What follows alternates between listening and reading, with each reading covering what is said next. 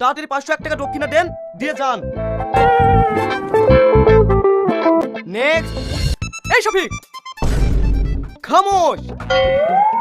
তোমাকে আমি অভিশাপ দিলাম, তুমি কখনোই প্রেম করতে পারবে না। তুই আবার ভুলভাল স্বপ্ন দেখছিস? হ্যাঁ, এতক্ষণ ধরে যে ঘুমাচ্ছিস, ডিউটিতে কখন যাবি? আজকে ডিউটি নাই, তুমি দেখে লিও, আমি একদিন অনেক বড় হয়ে দেখাবো। শালা তুই গাড়ি বলতে গাড়িতে ছাড়।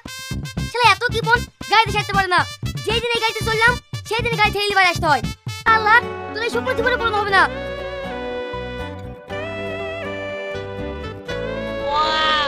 ইস, এই মেয়েটাকে দেখলেই না আমি থাকতে পারিনি।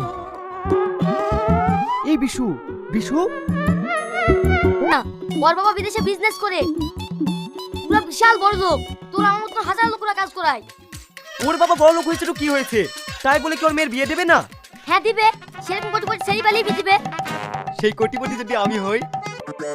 ও তোর প্রেমে পড়বে না।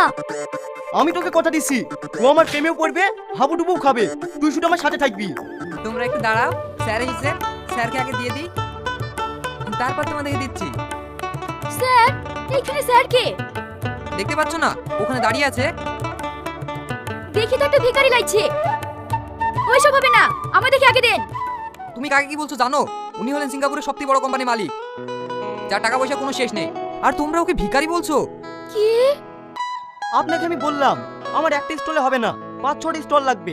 আমার আবার এদিকে মিটিং এর টাইম হয়ে যাচ্ছে।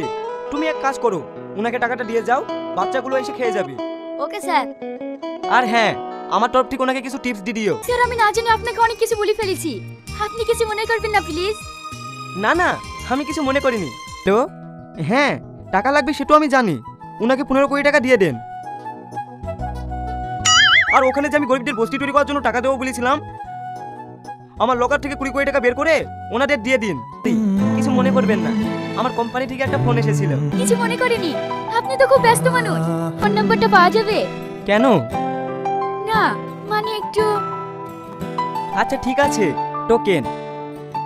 আমাদের আবার কলেজে দেরি হয়ে যাইছে। এই বিশু, কাজ হয়ে গেছে, টাকাটা ঘুরিলে।